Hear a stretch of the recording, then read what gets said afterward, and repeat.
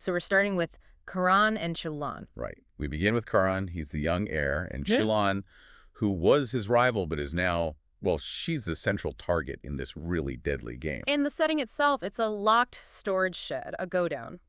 Which immediately tells you they're isolated, they're completely vulnerable. And the sources are so clear on this point. This was not an accident. No. This was a full-on attempted murder setup. The planning was meticulous. It was. We learn the antagonist here is a guy named Heir, and he's working with Karan's powerful Aunt Sima. And her motivation is what, exactly? It seems to be securing Karan for herself, controlling the family's wealth. And to do that, Ceylan just needed to be permanently removed from the picture. So the fire was deliberate? Fueled by gasoline, which Sima later confirms Heir used. The plan was chillingly simple, really. Lock them in, light the fire, and then blame the whole inferno on the wind. Ceylan was the target, but Karan was just acceptable collateral damage. Pretty much. But the whole setup fails. It fails because of Karan's quick thinking, and crucially, Ceylan's flat-out refusal to abandon him. He finds a window, right? A way out. He finds a small window, a possible escape route, but he realizes the main door is locked from the outside. And this is where that internal conflict for him just boils over. It really does. I mean, his past belief that she hurt his brother just crashes head-on with the reality of the moment. He tells Ceylan almost desperately to save herself. He says, I don't want to die with you. He does. He forces her hand, probably knowing he can't fit through that window himself. It sounds so harsh, but it's really a desperate attempt to make sure at least one of them gets out alive. And Ceylan responds with his incredible loyalty. At first she insists, we will go out together. But she does go first. She does. She obeys that direction, and it saves her. But she doesn't just run away. That's the key. No. Once she's outside, instead of leaving, she struggles with the lock on this heavy exterior door. And with this just massive surge of adrenaline, she breaks the lock. And pulls him out. And pulls Karan out. He's already suffering from smoke inhalation. He's near death. She saves his life. She saves the man who just told her he didn't want to die with her. So what's the immediate impact on Karan and on the conspirators? Karan is completely shaken. When the police question him, he says he received no threats. Sticks to the script. But later, he confides in his associate, Nuri, and admits he thinks someone is trying to kill Ceylan. He immediately suspects her father, or that widow. His mind goes to external enemies. Not internal. Meanwhile, the actual plotters, Yeah. they react very differently. Oh, yeah. Karan's mother, 𝐊𝐷, and his Aunt Sima are notified. Sima shows just zero emotion for Karan's safety. She's only focused on the failure of the plot. She's furious. Absolutely furious. She confronts Amr, the one who locked the shed and used the petrol, and just rips into him for his failure. Her reaction just reveals everything. And Ceylan. Oh, she's consumed by a kind of survivor's guilt. She says she brings bad luck to Karan, that he could have died because of me. But the big change, the real consequence, is in Karan. His whole perspective shifts. It's the pivotal moment. He admits to his mother, in the end, she saved my life. He realizes the person he suspected of hurting his family is the one who gave him his life back. And that changes everything. Everything. He refuses to abandon her to her enemies, whoever he thinks they are. He feels he owes her his life, so he takes on the role of her protector. And that sets up a major confrontation down the line. Okay, so if that section was about literal fire, this next one is all about psychological fire, extortion. This is where it gets really interesting. We're shifting to Layla and her, truly desperate situation. And it all revolves around stolen gold. Yeah, this part is just a masterclass in narrative tension. It's all driven by leverage. Layla's partner, Farid, who is an ex-policeman, is in custody. And the backstory is key here. It is. The gold was stolen by Layla's father. It was actually intended for her Uncle Hamim's wife. And now Farid is tangled up in the whole legal mess. Enter Mehmet. He's the one who has the gold now. Or at least a large portion of it. And he uses that as leverage to blackmail Layla. His demand is extreme. What is it exactly? He forces her into an agreement. She has to marry him. Immediately. And in exchange? In exchange, he'll go to the police and claim that he doesn't remember who attacked him, so he'll recant his statement, and that will free Farid. So Layla's choice is just impossible. Sacrifice her own future or let her partner rot in jail. And she chooses sacrifice. She tells her cousins, Mustafa and Gonza, that she has to do it. She has to marry him to save Farid and also to fulfill her promise to return the gold to her uncle's wife. She tells them, I have no choice for Farid. And the cousins, they're horrified. They see it as madness. Rightfully so. A total betrayal of Farid. And they know Mehmet is unstable. He's obsessive. Totally. He demands Layla be only and only mine. But he doesn't stop there. He adds this layer of just extreme psychological torture. The ceremony. He insists the wedding happens right away, and this is the crucial part. He demands that Farid be forced to watch the entire ceremony. That is just calculated cruelty. It's designed to break Farid completely. Well, it's likely twofold. Mehmet hopes Farid will break down, leave Layla forever. But for Layla's plan to work... She has to make it look believable. Exactly. She has to appear utterly defeated. So she agrees to this horrifying condition, knowing that Farid's freedom depends on her performance. So the scene is set for a tragedy. The wedding's in the garden.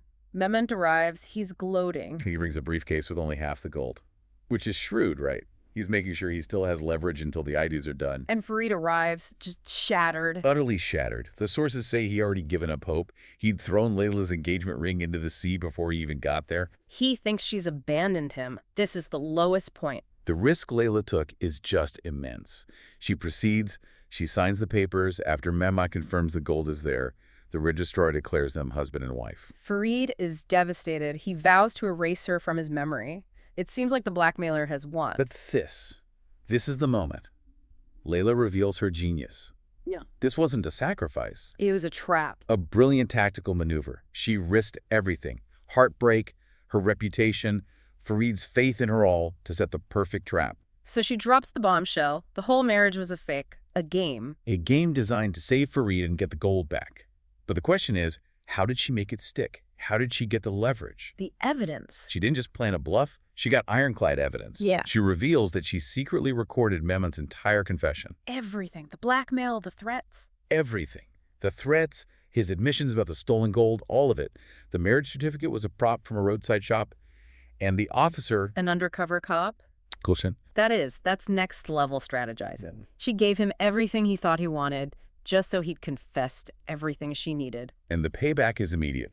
The officer arrests Mehmet right there, based on the recordings. Layla completely turned the tables on him, using nothing but her wits. But the gold plot isn't totally resolved, is it? As they're dragging Mehmet away, he gets in one last shot. He does. A parting threat. He shouts that he's smarter than all of them, and that the gold is not where they think it is. So he's implying he has the rest of it hidden somewhere else. Precisely. So, Layla freed Farid. She got justice. But that financial crisis with her uncle's gold, it's still a massive unresolved problem. So we have two dramatic successes, Ceylan's heroism and Layla's tactical brilliance. But now we get to the aftermath, and new dangers start to pop up. What does all this mean for what comes next? Well, let's go back to Karan and the fire.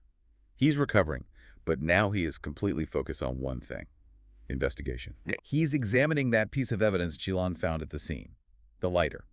He confirms it was used to start the fire, but more importantly, he notices something on it. An inscription, the letters K and Y. Yes, and this is a massive plot hinge.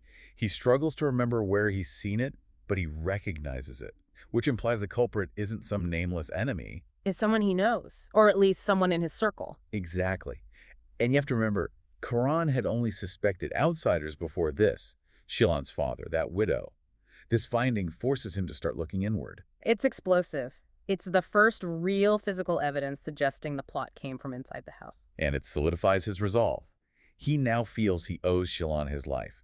He insists to his mother, Kodrat, that he has to find who did this. You can't just stand by while she's being targeted. And so he makes a huge decision. He decides the best way to protect her is to put her directly in the line of fire. It sounds ironic, but yes.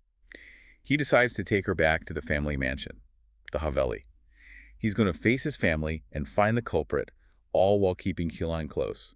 It's a total rejection of how he felt before. A huge risk. He's basically daring the conspirators to try again, right in his own home. It's a move driven by obligation, by loyalty. He's hunting for the owner of that 𝐀𝐁𝐎 lighter. And speaking of the conspirators, Saima and Amer's little partnership, that's officially fractured. Saima, who is the mastermind, has just run out of patience. She tells Amer she no longer trusts him after his failure, and basically threatens to expose him if he messes up again. And Amer... He can feel that power shift. He warns her that the stage is now hers, and he's just going to watch. The original plotters are now working against each other. Which means the revenge will be handled by the most dangerous person of all, Saima herself. And And just quickly, what about Layla and Farid? They're reunited, but that missing gold makes it bittersweet. Farid is free. He's grateful. But that half portion of gold Memont brought to the fake wedding, it's vanished. Taken by his associates, probably. Or hidden before the arrest, we don't know.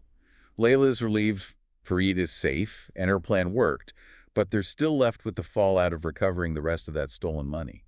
It shows that even a brilliant win can leave you with loose ends. This was just an incredible pace of events. You have a failed murder plot that leads to a heroic rescue. Followed by a masterful blackmail scheme that's defeated by, of all things, a fake wedding engineered for justice. What the sources really show you, I think, is that in these high-stakes family dramas, it's the pursuit of wealth and the desire for revenge that force characters to take these unbelievable risks. Absolutely. And Layla's strategy really proved that sometimes the most effective tool you have is just the biggest, most unbelievable bluff, even if it means hurting the one person you love most in the process. But the danger isn't over, not by a long shot. Karan is hunting for the owner of that lighter, the one marked 𝐀 and he has brought Ceylan right into the heart of his family's dangerous secrets. And given the power Sima wields, and her threat to Umar, you have to wonder, how long will it be until Karan realizes the danger isn't from outside his family, but from someone within his own circle? Maybe someone whose name starts with K or Y, who had access to him and his mother all along. That truly is something for you to mull or explore on your own.